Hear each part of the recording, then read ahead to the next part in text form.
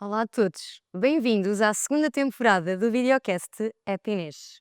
Esta designa-se de Felicidade na Adversidade. Vamos trazer histórias inspiradoras, casos de superação, resiliência, que vos possam inspirar, ajudar no vosso dia a dia. Hoje temos aqui connosco Mafalda Coutinho. Obrigada, Mafalda, por logo desde o início teres mostrado disponibilidade e coragem também de vires aqui partilhar connosco o teu percurso e ao mesmo tempo, principalmente os últimos tempos, que foram desafiantes, mas por aquilo que eu tenho visto, ouvido, lido, uma voz, uma inspiração, um ser humano extraordinário que acho que temos todos muito a aprender. Obrigada, Inês, por estar aqui hoje.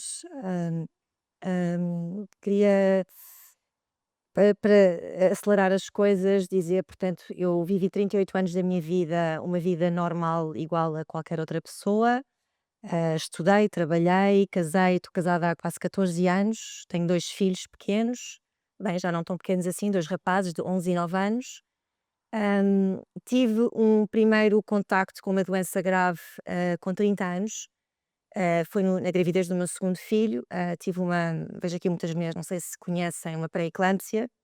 Tive uma pré-eclâmpsia muito grave, que evoluiu para uma situação mais grave ainda, que é um síndrome de HELP, que é uma falência multiorgânica, e para me salvarem, o meu filho teve que nascer muito prematuro. Portanto, foi assim o meu primeiro contacto com ah, a dureza da vida. Graças a Deus correu tudo bem. Estou cá, eu fiquei bem, sem sequelas, o meu filho também. E agora vamos avançar no tempo, então para 2023, Natal de 2023. Eu com 38 anos, apanhei uma gripe A, daquelas normais que há no inverno. Comecei logo com sintomas no primeiro dia de férias dos meus filhos. E o normal de uma gripe é os sintomas começarem a melhorar ao fim de 2, 3 dias. No meu caso, começaram a piorar e a piorar abruptamente, e de maneira muito violenta. Eu ainda fui dia 21 de dezembro, ao hospital, à CUFTES, que é o hospital mais perto da minha casa, às urgências, e na altura fizeram o teste do Covid, só para ver o que é que eu tinha, se era gripe, se era Covid. Eu gripe A, portanto mandaram para casa com eh, Benuron e Ibuprofeno. Hum, o que aconteceu ali entre o dia 21 e 23 de manhã foi que os sintomas pioraram muito repentinamente. Pronto, e estamos então aqui a entrar, se me deres tempo, eu queria só fazer um alerta. Portanto, quando a pessoa tem uma infecção ou sabe que tem uma infecção como uma gripe, e os sintomas pioram desta maneira, normalmente é sintoma de que há mais alguma coisa. E no meu caso foi uma sepsis. Portanto, os sintomas misturam-se muito com os da gripe. Portanto, as pessoas têm tendência a desvalorizar, que foi o que aconteceu. Eu estava sozinha com os meus filhos. O meu marido só veio da Suíça no dia 22. Portanto, os sintomas são febre muito alta, dificuldade em respirar, muito frio, hum, começa a haver alguma confusão mental. São muitos sintomas e, acima de tudo, todas as pessoas que sofrem de sepsis, um sentimento, uma certeza de que nós vamos morrer em breve. Pronto, e no dia 23 de manhã, então 23 de dezembro, eu acordei, eu não acordei porque eu nem dormi nessa noite, já com o meu marido em casa. Passei uma noite péssima. Já não conseguia, já nem conseguia estar deitada na cama sequer. E pedi então liguei para a minha mãe a pedir um padre. E a minha mãe respondeu-me: "Você não precisa de um padre, Mafalda, você precisa de um médico". E eu pedi então uma ambulância. O meu marido é que me levou-me para a CUFTES, para as urgências, e a partir daqui os acontecimentos foram muito rápidos. Eu fui literalmente arrastada, porque eu não aguentava em pé, não tinha forças. E a última memória que eu tenho é de estar na triagem. E a partir daqui, tudo o que eu estou a contar foi-me contado. Eu não vivi nada vivi, mas não consciente. Portanto, fizeram o famoso raio-x que eu tanto falava, porque eu dizia muito em casa que eu devia estar a fazer uma pneumonia e ninguém acreditava em mim. Fizeram o raio-x, a pneumonia estava lá, estava completa, eu não tinha pulmão já, tinha uma pneumonia bilateral gravíssima. O médico que depois eu conheci mais tarde disse-me que nunca vi um raio-x como o meu. Eu fui imediatamente levada para cuidados intensivos, onde fui posta em coma induzido e ventilada, hum, e logo passados poucas horas fui posta em diálise, que é um sinto é um é um sintoma que já fora já sai aqui das gripes e das pneumonias um bocadinho estranho. E não estava a conseguir estabilizar-me, portanto ligam para um médico que estava de folga, o nome dele é Dr. João Mendes, médico intensivista, a quem eu devo tudo, a pessoa mais importante de toda esta história. E ele estava no seu dia de folga,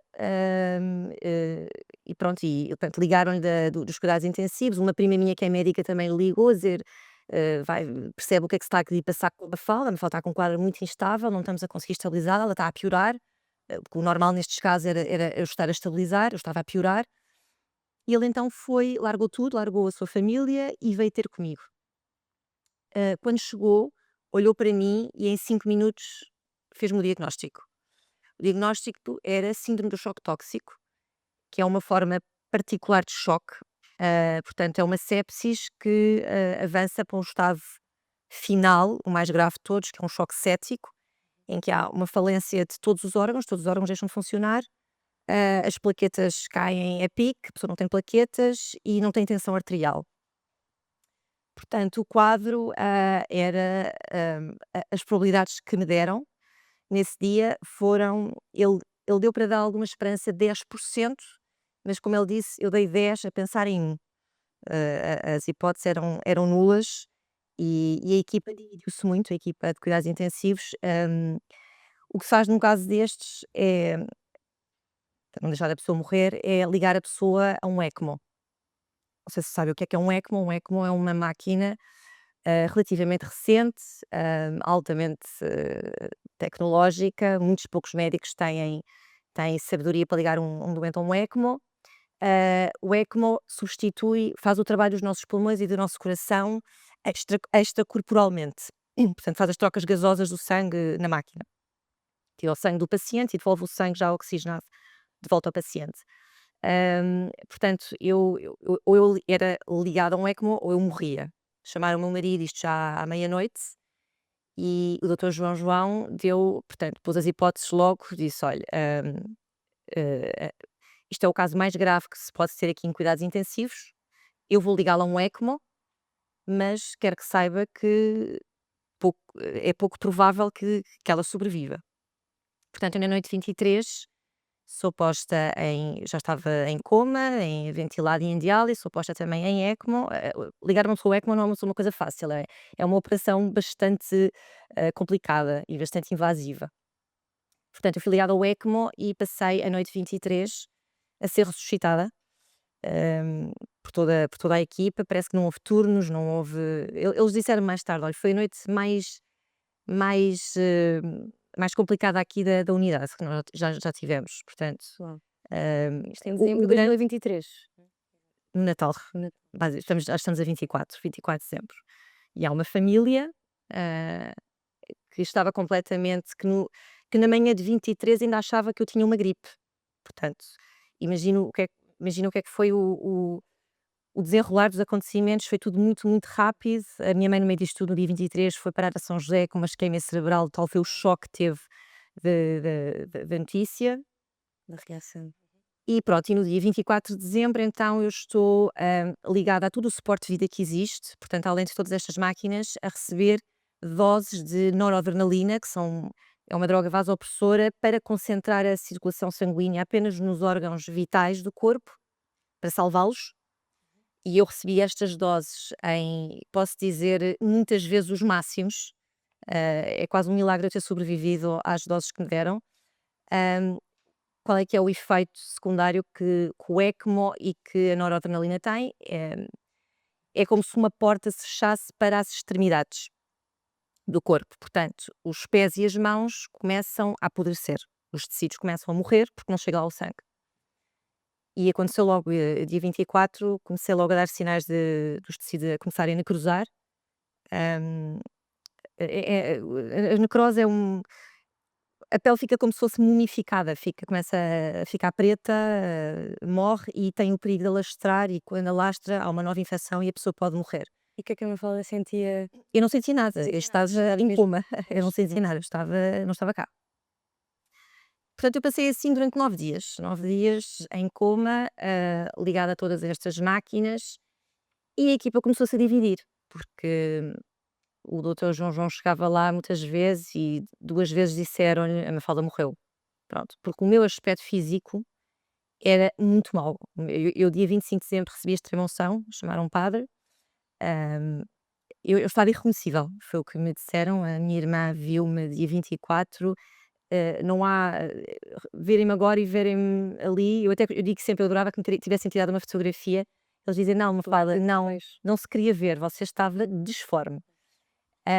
Eu engordei 16 quilos, na noite de 23 para 24, em líquido, nessas drogas que me deram, e tiraram-me 1,5 litro de líquido de um pulmão, só para ver o estado.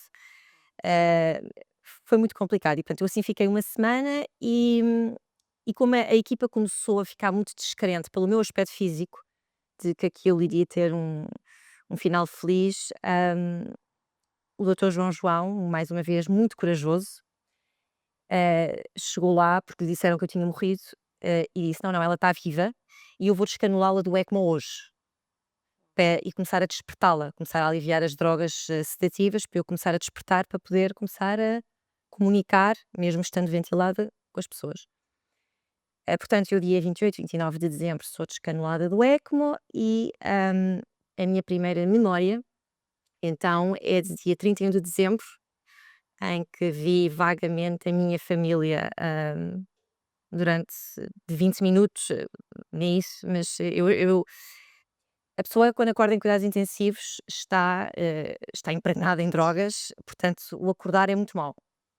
O acordar é muito desconfortável, a pessoa vai acordando, eu demorei 4 dias a acordar, e acordei ventilada, portanto com um tubo na garganta, sem poder falar, acordei completamente paralisada do pescoço para baixo, porque a pessoa perde a massa muscular toda naqueles dias, portanto eu não conseguia mexer uma mão, nada, e num desconforto e numa dor horríveis e sem memória.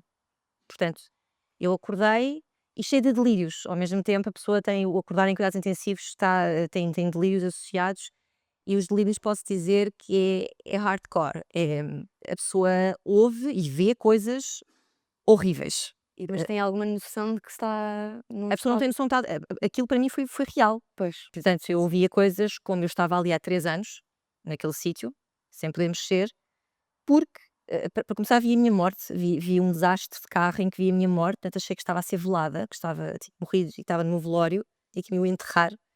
Mas tem E essas imagens eu tenho tudo, nítidas, eu vi sim. tudo isto. E depois então ouvi, achava eu que e convenci-me que era verdade, que tinha matado os meus filhos. Então estava ali no corredor da morte à espera de ser executada. Já te imagina o que é a pessoa estar sem se poder mexer, sem poder comunicar, entrarmos uma pessoa no quarto e eu lembro que eu fechei os olhos e só pensei: "Eu mereço isto, de estar, daquilo que eu fiz, eu só quero que isto seja rápido". Portanto, a violência psicológica é muito grande, pronto, e física. De 1 de janeiro, então, eu tenho a minha primeira memória real, e foi o dia das minhas amputações. Eu fui amputada, lembro-me do banho, lembro-me de dar o banho, é uma coisa horrorosa, portanto, nós estamos com o corpo todo invadido, eh, sem ter força para nos mexer, portanto, os enfermeiros, viram-nos na cama e a pessoa sente-se um farrapo, com o corpo todo invadido, só pode comunicar com os olhos, mas eu não percebia nada da realidade onde estava. Eu não sabia onde estava, que idade tinha, achei que tinha 15 anos, o que é que me tinha acontecido, o que é que me tinha acontecido, nada. Completamente perdida no tempo, não sabia em que ano estava. E nesse dia 1 de janeiro, perguntaram-me: "Mafalda, sabe em que ano estamos?" E eu lembro-me que fiz assim que não com a cabeça, e a enfermeira disse-me: "Olha, hoje é dia 1 de janeiro de 2024". Bem, eu na minha altura, na minha cabeça, eu tinha 15 anos, eu estava lá atrás, Uau. porque tinha ouvido o meu avô que morreu quando eu tinha 15 anos, portanto estava completamente perdida no tempo, e quando me disseram 2024, achei que estava no futuro. Portanto, foi assim Passaram um dias choque estranhos de enorme. repente, exato. Pronto, e estava completamente, sem saber o que é que me iam fazer, pronto. Tive assim uma vaga ideia de que poderia estar num hospital, porque eles apresentavam-se: "Eu sou enfermeiro não sei quê, sou doutor não sei quê". Eu pensei: "Ok, devo estar num hospital, não sei porquê, o que é que me aconteceu para vir aqui parar". E fui levada para o bloco, contentíssima da vida, porque finalmente estava a sair daquele quarto claustrofóbico onde eu estava, que tinha uma cortina à frente, onde eu estava a viver todos aqueles delírios. E então foi o dia das minhas amputações. Eu fui amputada, à minha perna direita, abaixo do joelho, ao meu polegar esquerdo. Eu sou canhota, é a minha mão dominante, o meu polegar esquerdo, estas falanges, a todos os meus dedos do pé esquerdo e uma parte do calcanhar do pé esquerdo. Depois, posteriormente, fiz um enxerto. Hum, e acordei assim, novamente, sem lembrar de nada, em janeiro, num outro quarto, dos cuidados intensivos, amputada. Ah, o que ventilada ainda estava ventilada. Nesta altura, o que eu acho que é a coisa mais importante é a família, são os nossos entes queridos, são as únicas pessoas que são capazes de nos tirar daquela irrealidade e tentar voltarmos à nossa lucidez. E eles foram esse elo de ligação que eu precisava. Mas porque eu ia perguntar, ou seja, não quero aqui interromper, ao longo destes episódios foi, para além da família, também teve um acompanhamento psicológico, alguma não, É aqui que eu ia chegar. mas como é que ia tendo noção que não esteve na realidade, depois de 1 de janeiro já sabia que estava na realidade? Alguém também ia ajudando? Estava na realidade. Ok. Eu comecei-me a perceber nos primeiros dias de janeiro, que então estava num hospital. Pronto, eu estou num quarto em que tenho imensa gente à minha volta, enfermeiros auxiliares. Os nossos banhos, os banhos dos doentes amputados, são um bocadinho como os banhos dos doentes queimados, portanto, levam 3 horas. E durante os banhos eu comecei a perceber-me que havia alguma coisa diferente no meu corpo. Eles chamaram um psicólogo, foi o doutor João mais uma vez, chamou um psicólogo para falar com a minha família, para ver como é que me iam comunicar. Eu não disse isto, eu era uma pessoa extremamente vaidosa, sempre fui, extremamente preocupada com a minha aparência, extremamente perfeccionista em tudo. Portanto, para a minha família, eles achavam que eu bastava uma falange amputada e que ia ser o fim do mundo. O que eles não sabiam é que eu já sabia. Ui. Portanto, eles chamaram o psicólogo e o psicólogo disse-lhes, basicamente, que para me darem 3 dias para eu me aperceber, e se eu não me apercebesse por mim própria, então alguém teria que me contar. Pronto, eu percebi-me por mim própria. Eu ouvi um dia numa conversa no banho um enfermeiro a falar com uma auxiliar e foi a primeira vez que eu ouvi finalmente então o que é que eu tinha tido e o que é que eu estava ali a fazer e o que é que me tinha acontecido. Ouvi, portanto, um enfermeiro a dizer: esta senhora teve uma gripe A com uma sobreinfecção por um biogénese, foi a minha bactéria, e teve que ser amputada. Pronto, eu Mas ouvi isto. ouvir, não lhe disseram diretamente? Foi Não, eu ouvi numa conversa e eu ouvi. Assim, naquela altura a pessoa está tão anestesiada. Tu está anestesiado, não é só as drogas que nós levamos, a cabeça não está, não estamos lúcidos completamente, portanto, aquilo soou-me uma coisa, eu não consegui receber a notícia como estou aqui a dizer-te, percebes? É tipo, estou amputada, pronto. Eles perceberam que eu tinha ouvido, então destaparam-me e eu vi a diferença das minhas pernas e vi a minha mão. E não senti nada, sinceramente. Recostei-me para trás e foi como tivesse ficado eu estava anestesiada completamente, não quis saber. E tive assim uns dias, eu tive uns dias bastante apática. Aliás, esta apatia preocupou a equipa, porque enquanto eu estivesse naquele estado, eu não iria conseguir reagir para a fase seguinte, que era começar a lutar. Então o doutor João, mais uma vez, fez-me um tratamento de choque, o melhor tratamento que podia ter feito, que foi combinou com o meu marido, fomos fazer uma videochamada com os filhos, pronto. E naquele momento, posso dizer que foi quando se fez o clique em mim. Eu não sabia se os miúdos existiam ou não, eu ainda estava muito baralhada, não sabia se eles eram reais, lembrava-me deles, mas será que eles existem mesmo? Portanto, naquele dia, quando vi aquele telefone, estava o doutor João, e uma enfermeira com o telefone à minha frente e eu vejo os meus filhos sentados no sofá de minha casa todos penteadinhos, a olharem para mim foi o doutor João diz: "Naquele momento eu olhei para si e pela primeira vez vi os seus olhos ganharem vida. Vida. Você ganhou vida". E a minha atitude mudou radicalmente. E aquilo correu tão bem que no dia a seguir chamaram os meus filhos à unidade, que supostamente os miúdos não podem entrar, em cuidados intensivos, e tiveram ali um bocadinho comigo, fizeram as perguntas todas, viram. A única coisa que lhes preocupou, eles não sabiam nas amputações, foi eu não poder falar. Pronto, eu estava ventilada, portanto não podia comunicar com eles, faziam muitas perguntas mas eu acho que correu bem e acho que lhes fez bem, porque não há nada pior nas crianças do que um macaquinho na cabeça. O que é que se estará a passar com a mãe? E verem a Eles realidade. verem-me Uhum. e eu sorria, eu acho que ficaram tranquilizou-os. Mas a Mafalda ouvia as perguntas, Ouvia, claro que sim. mas não conseguia era Não pode verbalizar. falar, ventilada a pessoa não pode falar, mas o meu marido ia fazendo assim uma conversa imaginária entre nós. Ok. Pronto. Sim, sim. Eles queriam-me tocar, faziam festinhas, "eu posso tocar na mãe?", "Pode, pode, toque na mãe". Hum, este psicólogo teve 3 vezes comigo, mesmo sem eu poder falar. Eu falava muito baixinho, depois comecei a falar, estubaram-me. Eu fui estubada precocemente também. Dizia-se, eu fui estubada, as pessoas para serem estubadas normalmente têm que ter algum nível de tosse, e eu fui estubada com um nível de tosse zero. Portanto, para mim foi muito complicado, eu passei muito tempo sem eu afogava-me nas minhas próprias secreções. Portanto, o que se faz à pessoa, eu era aspirada de 2 em 2 horas, de dia e de noite. É uma aspiração de uma pessoa, é uma coisa bastante traumática, e eu aprendi a ser eu até a pedir para ser aspirada, porque para me sentir minimamente confortável. Portanto, o psicólogo teve três vezes comigo, 2, 3 vezes, deixou-me falar um bocadinho, e a única coisa que eu retive que ele me disse foi: "Você tem que fazer o luto do seu corpo, tem que fazer luto da pessoa que você era". E eu acho que eu fiz isso, muito rapidamente. Portanto, tem que haver essa fase e, entretanto, eu nunca mais o vi. Até os dias de hoje, aliás, eu nem nunca mais tive apoio psicológico. Ele falou com o doutor João e disse: "Ela não precisa de mim para nada, ela vai fazer isto sozinha". E eu acho que ele estava certo. Portanto, a primeira fase é tem que haver uma aceitação profunda daquilo que nos aconteceu. E eu fiz esse processo, posso dizer, em muito pouco tempo, quase instantaneamente. Eu nunca me lembro, quase todos os amputados, quando descobrem que estão amputados, têm uma uma reação de revolta e de zanga com a vida. Porque eu? Como é que isto me foi acontecer? Querem arranjar quase um culpado.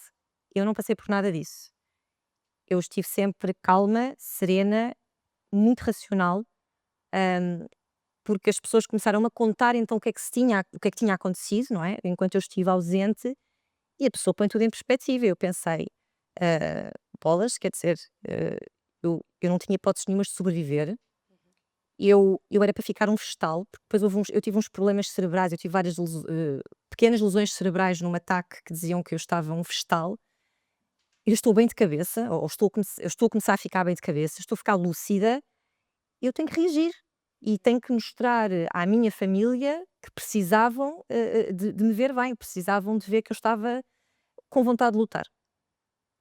Portanto, fiz essa aceitação muito rápida, hum, e senti uma gratidão, muito difícil de explicar, enormes. Aliás, eu acho que eu chorei mais naqueles meia dúzia de dias do que em toda a minha vida, e não chorei de tristeza, eu chorava de gratidão, de saber que tanta gente rezou por mim, que tanta gente, as rezas por mim chegaram a vários países. Eu tive uma missa em Roma rezada por mim, tanta gente afinal gostava de mim, era uma coisa que eu não sabia. Isso comoveu-me profundamente. Portanto, eu senti uma gratidão enorme de poder estar cá, de ver que as pessoas se preocupavam comigo, e meti na minha cabeça que tinha que mostrar que estava bem, e tinha que passar força, à minha família, à equipa, e pronto, e a minha equipa, tornou-se família. Eu estive um mês e meio em cuidados intensivos, e quando, o tema hoje, não é, é felicidade na adversidade, e é bastante estranho isto que eu vou dizer, mas eu descobri que nós, seres humanos, podemos ser felizes nas situações mais adversas que podemos imaginar. E eu fui muito feliz em cuidados intensivos. Apesar do sofrimento, que é inexplicável o sofrimento físico que eu passei. Estavam-me sempre a chatear, sempre a fazer maldades, como eu digo. Hum, e eu fui feliz porque descobri que a felicidade, nós temos a tendência de procurar a felicidade no exterior, nas coisas que nos dão prazer, que é normal. E eu ali estava muito sozinha, portanto eu tive que procurar a felicidade dentro de mim, no meu interior e na minha paz. E eu ali estive mais em paz do que alguma vez estive na minha vida. Uau. Hum, e estava numa bolha de amor e de gratidão. Eu era acarinhada por toda a gente, a minha equipa tratavam como se eu fosse um membro da família. Fizeram tudo por mim. E uma coisa que me marcou muito, eu queria muito mostrar que era a melhor doente que ali estava, a melhor doente que eles já tinham conhecido. E acho que sou. Porque ainda hoje em dia o meu quarto de cuidados intensivos é o quarto da Mafalda, é assim que o chamam. Ahm, e daqui a 2 meses vou ao Congresso Nacional de Medicina Intensiva falar sobre a minha experiência em cuidados intensivos e vou chocar toda a gente, ali a comunidade médica, a dizer: "Olha, eu fui muito feliz aqui, fui muito feliz em cuidados intensivos, recomendo". Ahm, eh, Obrigada, Mafalda. Essa é uma história acho que super, Pronto, isto é a parte dos cuidados intensivos, sim, a história super, continua. sim, exato, continua, mas aqui, ou seja, já percebi que houve aqui vários momentos, e fala sempre aqui muito do doutor João João, também da sua fé e da importância também do padre, que fez também a extrema-unção, pelo que eu percebi, no processo, da sua família.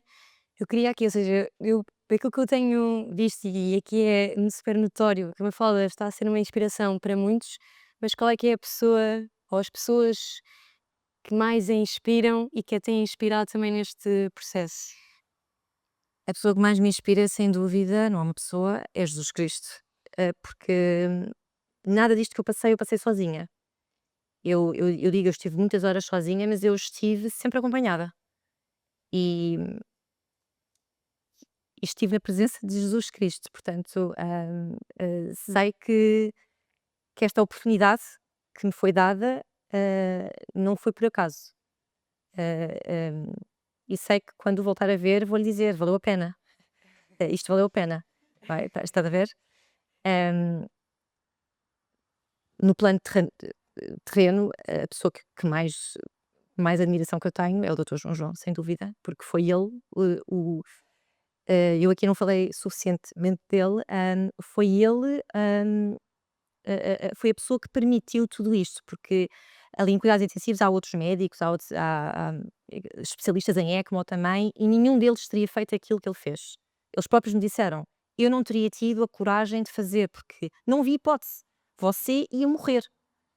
E quando nós começamos a forçar uma coisa, quer dizer, o hospital tem isto tem muitos gastos para o hospital, é uma equipe inteira que tem que se mobilizar para aquele doente que está em ECMO, outro num quarto de isolamento, e o doutor João João disse: "Não, ela tem 38 anos, é para salvar". E aliás, ele disse uma coisa à minha família, foi uma frase, ele não é uma pessoa crente, ele é agnóstico, e ele disse: "Ela só vai se Deus me a roubar". Portanto, eu acho que prova muito que ele, apesar de ser, às vezes a fé não tem a ver com a pessoa ser religiosa ou não, ele foi um homem de fé, ele foi o que teve mais fé em tudo. Hum, E vocês não se conheciam, ou seja, não havia ele nunca qualquer me tinha visto, ligação, tinha exatamente. visto. E, no entanto, hoje em dia temos uma ligação, não nos vemos regularmente, mas temos uma ligação muito profunda um com o outro. Hum, aprendemos muito um com o outro. Aliás, ele recentemente, aqui há um mês, eu fui à televisão e ele fez uma surpresa. Ele é a pessoa mais low profile que pode existir. E ele apareceu no programa de televisão. Eu vi, sim. Ele não faria isto, não fez isto a nenhum leve. Portanto, eu fiz todo este meu processo. Portanto, eu fiquei quase 4 meses internada ao todo. Passei de cuidados intensivos para cuidados intermédios, para quarto. E chega a altura então de enfrentar o mundo real, que é a altura, eu acho que mais difícil para um doente como eu, que é a volta ao mundo real.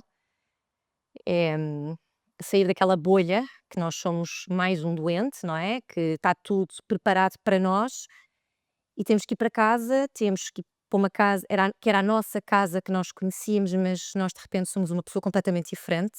A casa não está preparada para nos receber, o mundo não está preparado para receber uma pessoa no meu estado. Eu fui para casa numa cadeira de rodas, portanto, com todas estas amputações, com o meu corpo. Eu fui submetida a muitas cirurgias, cheio de cicatrizes, sem cabelo, o meu cabelo caiu todo, os dentes estragados, muito, muito magra, muito fraca. Eu não consegui fazer uma transferência daqui para uma cadeira.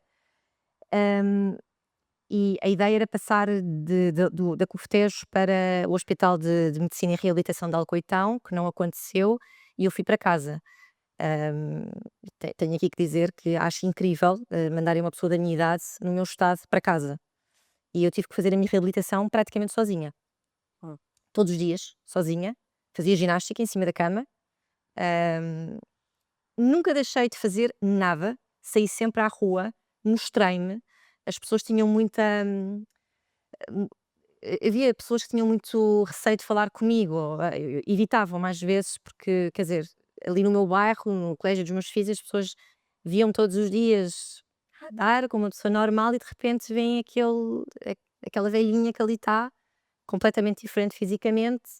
hum, e eu sentia muito que tinha que ser eu a quebrar o gelo com as pessoas, tinha que mostrar às pessoas que estava bem, a motivar. Aliás, eu fiz uma coisa que ainda hoje em dia olho para trás e penso como é que eu fiz isto. Eu saí do hospital um dia, pedi uma precária para ir. Havia eleições legislativas e eu pedi para ir votar, porque a minha ideia não era tanto ir votar, era eu queria ver como é que eu me iria sentir no meio de imensa gente, numa cadeira de rodas e naquele estado. Quis fazer logo isto e foi assim um choque, mas correu bem. Gosto de se pôr à prova também, logo assim, não é? Mas eu sou muito assim, eu quero, se é para passar, é para passar logo. Uhum. É para ir à praia, tenho medo de ir à praia, então eu vou logo à praia e dispo-me. Pronto, para as pessoas. Porque eu preciso disto, eu preciso de quanto mais adiar, pior é. Eu não me quero esconder, eu quero enfrentar os meus medos. Sempre tive esta Sim. atitude. É desafios, sempre foi desafios de. Não, não, eu antes mesmo era assim. Eu Ok. passei a ser assim.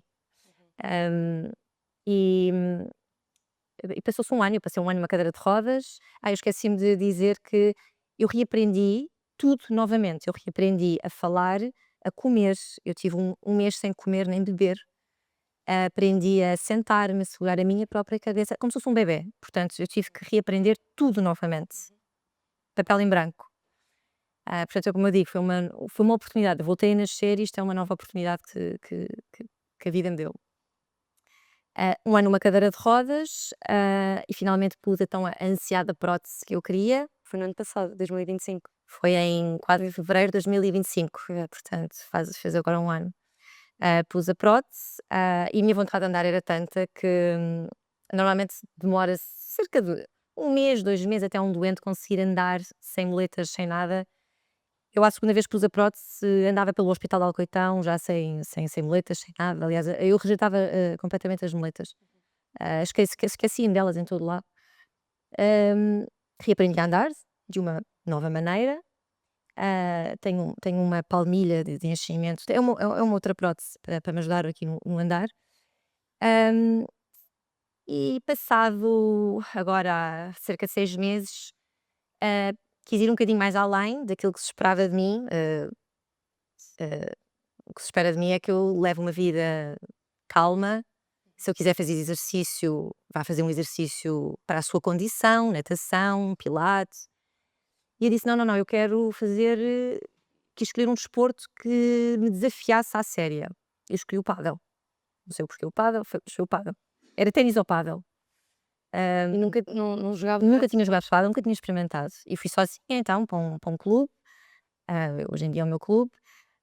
Não conhecia ninguém. Quando as pessoas me viram, devem ter achado: "Quem é esta maluca?". O meu treinador achou: "Quem é esta maluca?